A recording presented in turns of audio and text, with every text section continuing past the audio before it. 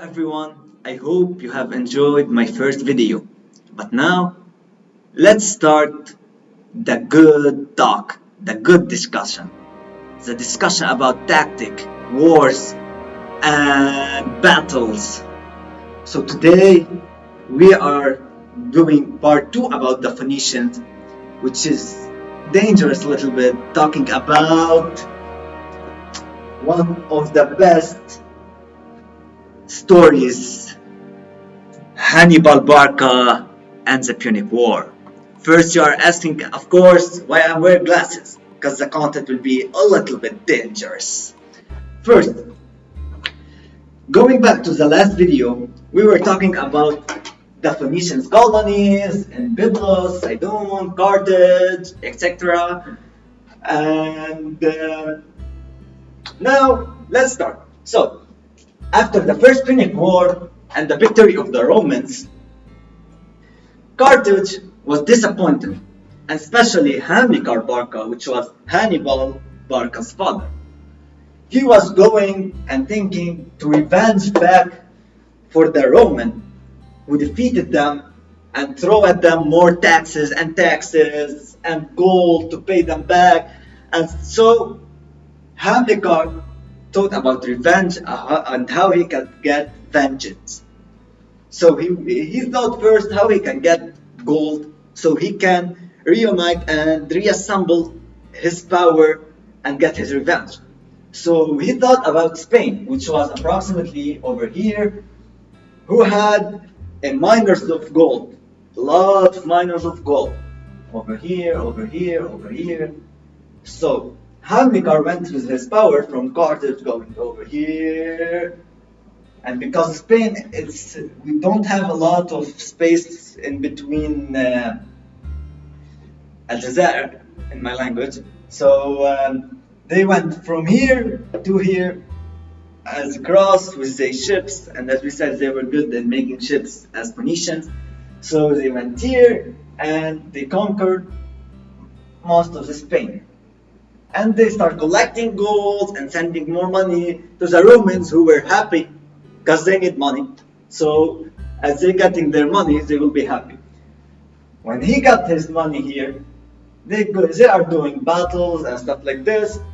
And he and his son Hannibal was doing the battles so they can conquer all the gold miner and get the supplies. But suddenly, Hamilcar Barca, Hannibal's father, had been killed in a battle. So Hannibal took over and started to think how he can get his revenge back from the Roman. So Hannibal started teasing the Roman and that he will not pay, they will not start paying them. And then there was a little place over here that this Phoenician didn't take, or we can say the Canaanite didn't take, because they were under Roman protection. So Hannibal started by dominating this place and to be a cause for them to start the war. When Hannibal started dominating this place, the Roman sent one of their people, senator, going to Carthage to talk about this problem over here, and that Hannibal should stop doing this and go back from this area. So Carthage people didn't accept what Roman said, and then Roman started by saying, okay, either you accept, nor we will start the war. They started the Second Punic War, and the Romans were thinking about the Second Punic War to finish it as it will be as simple as the First Punic War. Carthage will be over here, and all the strong army will be here, and then the Romans' army is better, so they will go and finish the war as easy. But they weren't thinking that Hannibal was a great war leader. So they send just a part of their army from here, and a part of army to go to Carthage, and one to face Hannibal.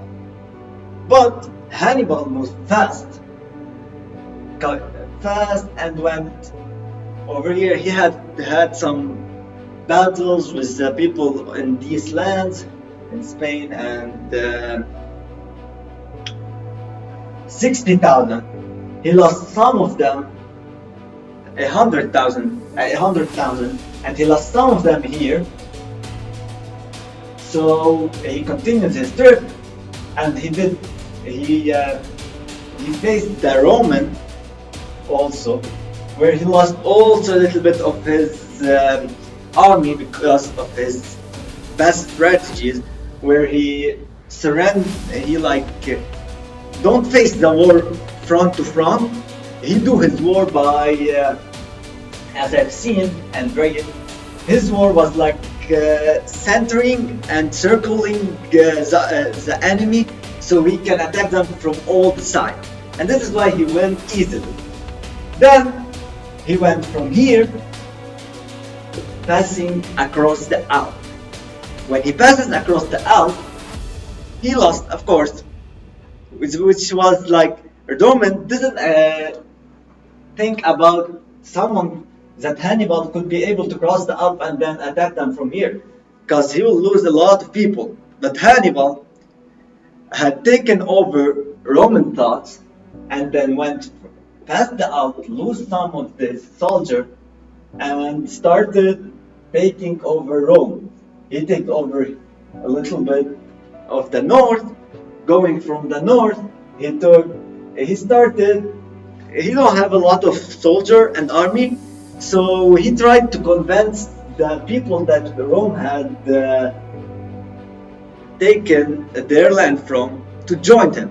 So he showed them that he is a strong person by dominating the Roman. He treated them well, and then he got their trust.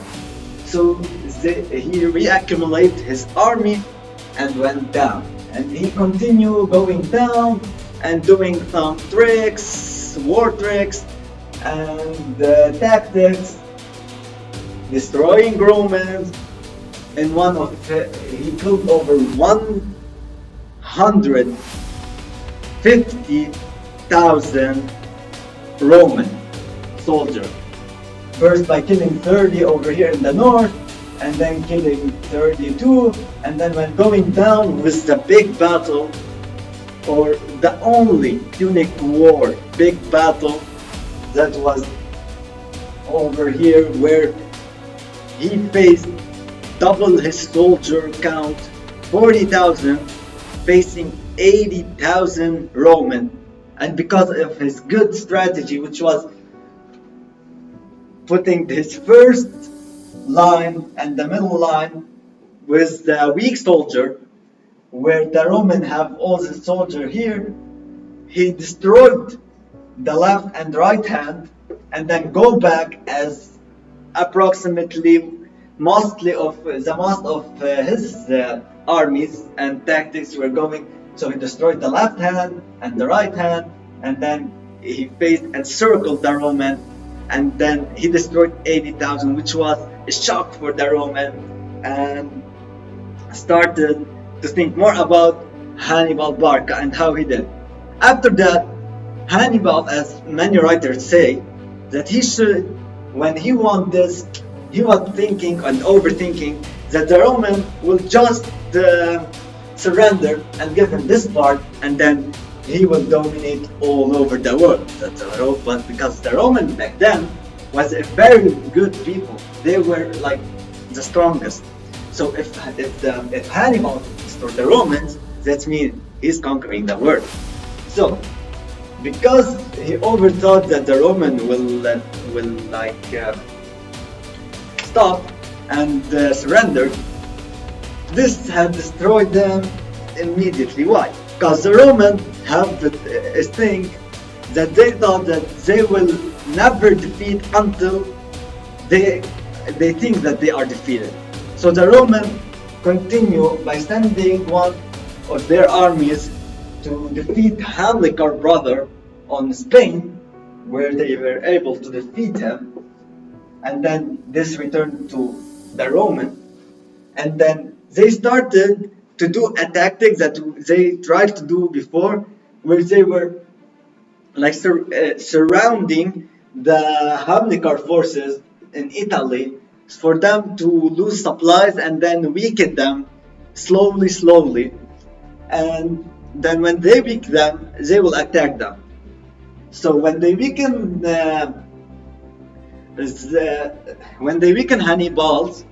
Hannibal's force were over here, and the Roman were powerful.